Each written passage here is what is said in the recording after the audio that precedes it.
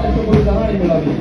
अत्यंत घासाघिसीची असणारी नेतृत्व स्पर्धा ही आमच्या मध्यवर्त मध्ये पटकावून गेली 5 वर्ष अखिल भारतीय स्तरावरती आपलं नेतृत्व कायम